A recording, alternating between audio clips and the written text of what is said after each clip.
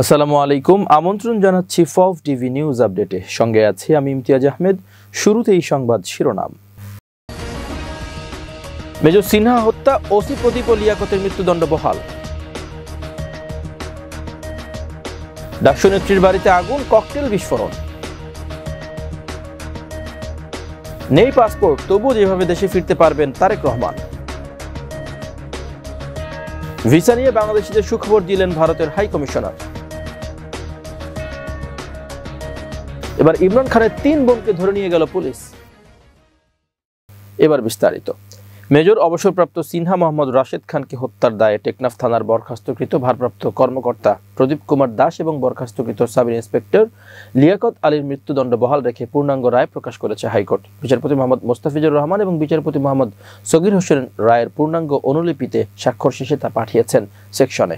এখন আসামিদের আপিল করতে হবে 30 দিনের মধ্যে। একই সঙ্গে আরও 6 জনের যাবজ্জীবন কারাদণ্ড বহাল রাখা হয়েছে। এ রায় বৃহস্পতিবার বিচারপতি মোহাম্মদ মোস্তাফিজুর রহমান ও বিচারপতি মোহাম্মদ সগির হোসেনের হাইকোর্ট বেঞ্চ এ রায় প্রকাশ করেছেন। গত 2 জুন হাইকোর্ট ডেট রেফারেন্স ও ট্রায়াল কোর্টের রায়কে চ্যালেঞ্জ করে দণ্ডিতদের আপিল শুনানি শেষে এই রায় দেন। কক্সবাজার জেলা ও দায়রা জজ মোহাম্মদ ইসমাইল 2022 সালের 31 জানুয়ারি মেজর অবসরপ্রাপ্ত সিনহাকে হত্যার দায়ে প্রদীপ ও লিয়াকতকে মৃত্যুদণ্ড এবং আরও 6 জনকে যাবজ্জীবন কারাদণ্ড দেন। এই মামলায় গত 29 মে ডেথ রেফারেন্স ও আসামিদের আপিল শুনানি শেষ হয়। 2020 সালের 31 জুলাই রাতে 9:30টায় কক্সবাজার টেকনাফ মেরিন ড্রাইভ সড়কের শামলাপুর তল্লাশি চৌকিতে পুলিশের বাহারছড়া তদন্ত কেন্দ্রের তৎকালীন কর্মকর্তা পরিদর্শক লিয়াকত আলীর গুলিতে নিহত হন সিনহা মোহাম্মদ রাশেদ খান। ঘটনার 5 দিন পর 2020 সালের 5 আগস্ট নিহত সিনহার বোন শারমিন শাহরিয়ার ফেরদৌস বাদী হয়ে আদালতে মামলা করেন। 2020 সালের 13 ডিসেম্বর 15 জনকে অভিযুক্ত করে আদালতে চার্জশিট জমা দেয় র্যাব। অভিযোগপত্রে সিনহা হত্যাকাণ্ডকে পরিকল্পিত হত্যাকাণ্ড হিসেবে উল্লেখ করা হয়।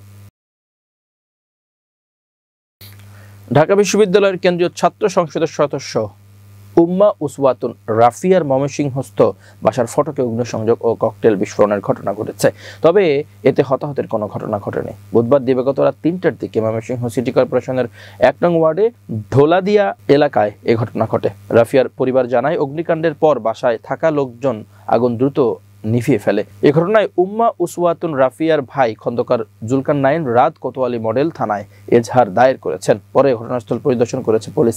জুলকারনাইন বলেন, এ ঘটনা টের পাওয়ায় কোনো বড় অঘটন ঘটেনি, তবে তারা আতঙ্কে আছেন। ঘটনার সময় তারা 4-5 জন বাসায় ছিলেন। এ ব্যাপারে কোতোয়ালি থানার ওসি শিবিরুল ইসলাম বলেন, অজ্ঞাত ব্যক্তিদের আসামি করে বিস্ফোরক দ্রব্য আইনে কোতোয়ালি থানায় মামলা হয়েছে।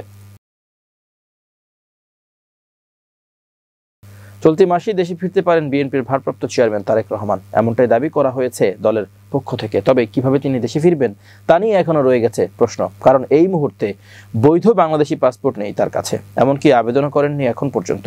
মূলত তারেক রহমান বাংলাদেশের বৈধ পাসপোর্ট নিয়ে 2008 সালে যুক্তরাজ্যে গেলেও পরে আওয়ামী লীগ সরকারের আমলে তার পাসপোর্ট আর নবায়ন হয়নি। 2018 সালে আওয়ামী লীগ সরকারের তৎকালীন পররাষ্ট্র প্রতিমন্ত্রী শাহরিয়ার আলম বলেছিলেন, তারেক রহমান ও তার স্ত্রী মেয়ে বাংলাদেশি পাসপোর্ট সারেন্ডার করেছেন। ব্রিটিশ হোম অফিস বাংলাদেশ হাইকমিশনে সেই পাসপোর্ট পাঠিয়ে দিয়েছে। তখন বিএনপি আবার তার প্রতিবাদ জানিয়ে বলেছিল, তারেক রহমান যদি পাসপোর্ট ফেরতই দিয়ে থাকেন তাহলে তা যেন সরকার দেখায়। তখন সরকারের পক্ষ থেকে তারেক রহমানের পাসপোর্ট দেখানো হয়নি। তবে নবায়ন না হওয়ায় তারেক রহমানের হাতে বাংলাদেশের বৈধ পাসপোর্ট নেই এখন, ফলে তাকে নতুন করে পাসপোর্ট নিতে হবে। অবশ্য খোঁজ নিয়ে জানা যায়, দেশে ফেরার ক্ষেত্রে তারেক রহমানের জন্য পাসপোর্ট কোনো বড় বাধা নয়, বিকল্প উপায়ও আছে, আর তা হলো ট্রাভেল পাস। এই ট্রাভেল পাস হলো একটি অস্থায়ী ভ্রমণ নথি, যা বিদেশে অবস্থানরত পাসপোর্টবিহীন কোনো বাংলাদেশিকে শুধু একবার বাংলাদেশে ফিরতে ব্যবহার করতে দেওয়া হয়। বিদেশে থাকা অবস্থায় পাসপোর্ট হারিয়ে গেলে ট্রাভেল পাস দেওয়া হয়। এছাড়া দীর্ঘদিন বিদেশে আছেন কিন্তু পাসপোর্টের মেয়াদ শেষ এবং নতুন পাসপোর্ট তৈরি সম্ভব নয়, এমন ব্যক্তি এই পাস পান। নাগরিকত্ব প্রমাণিত কিন্তু পাসপোর্ট নেই, যেমন তাদেরকেও দেওয়া হয় ট্রাভেল পাস। এছাড়া বিদেশে অবৈধ অবস্থানে থাকা বাংলাদেশি শ্রমিক কিংবা আটক বা ডিটেনশনে থাকা বাংলাদেশি নাগরিকরাও পেতে পারেন ট্রাভেল পাস।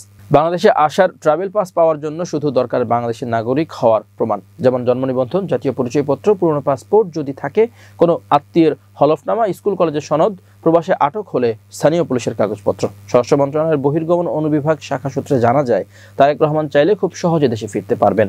এক্ষেত্রে তার কাছে পাসপোর্ট থাকার প্রয়োজন নেই। তিনি লন্ডনের বাংলাদেশ হাইকমিশন থেকে ট্রাভেল পাস নিয়ে বাংলাদেশে ফিরতে পারবেন। বিএনপির স্থায়ী কমিটির সদস্য সালাউদ্দিন আহমেদও জুলাই অভ্যুত্থানের পর দেশে ফিরেছেন এই ট্রাভেল পাস ব্যবহার করেই। 2015 সালে গুম হওয়ার পর ভারতের মেঘালয় রাজ্যে যখন তাকে পাওয়া গিয়েছিল তখন তার সঙ্গে কোনো পাসপোর্ট ছিল না।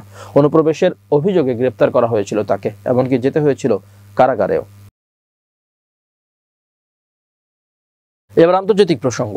বুধবার রাজধানীর বারিধারায় ভারতীয় হাইকমিশন প্রাঙ্গণে আয়োজিত নেটওয়ার্কিং ও জ্ঞান বিনিময় অনুষ্ঠান ফার্মা কানেক্ট এ তিনি একথা বলেন। হাইকমিশনার বলেন, বিজনেস ভিসা আবারও ইস্যু করা হচ্ছে। জরুরি প্রয়োজনে আবেদনগুলো অগ্রাধিকার ভিত্তিতে দ্রুত প্রক্রিয়ায় করা হচ্ছে। আইন শৃঙ্খলা পরিস্থিতি এবং সক্ষমতার সীমাবদ্ধতার কারণে কিছু ভিসা আবেদন কেন্দ্রে সাময়িকভাবে বন্ধ রাখতে হয়েছিল জানিয়ে তিনি বলেন, তবে এখন সীমিত কর্মী দিয়েই প্রতিদিন উল্লেখযোগ্য সংখ্যক ভিসা ইস্যুর কাজ পুনরায় শুরু হয়েছে।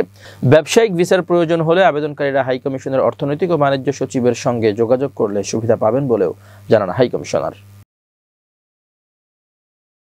জেলবন্দি থাকা পাকিস্তানের সাবেক প্রধানমন্ত্রী ইমরান খানের সঙ্গে দেখা করতে দেওয়ার দাবিতে ধর্মঘটে বসায় তার 3 বোনকে ধরে নিয়ে গেছে দেশটির পুলিশ।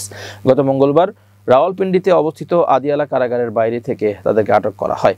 খবর দ্য এক্সপ্রেস ট্রিবিউনের প্রতিবেদন অনুযায়ী পুলিশ আলোচনা করার পরও ইমরান খানের বোন আলিমা ধর্মঘট শেষ করতে অস্বীকৃতি জানান, বরং ইমরান খানের সঙ্গে দেখা করার জন্য সময় নির্ধারণের দাবিতে জোর দেন তিনি ও তার অন্য 2 বোন।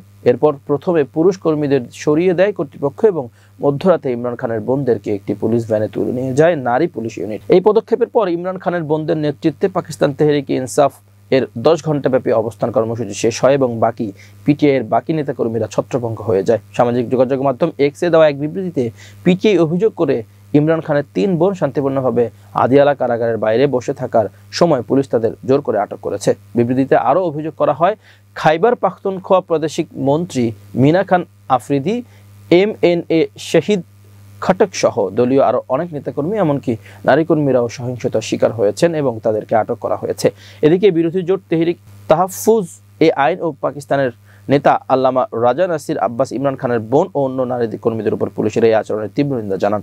আব্বাস বলেন, এটি মানবতা, বিশ্বাস ও নৈতিকতার সব নীতি লঙ্ঘন করেছে। নারীদের সঙ্গে এমন আচরণ মেনে নেওয়া যায় না এবং এটি রাষ্ট্রীয় ক্ষমতার গুরুতর অপব্যবহার।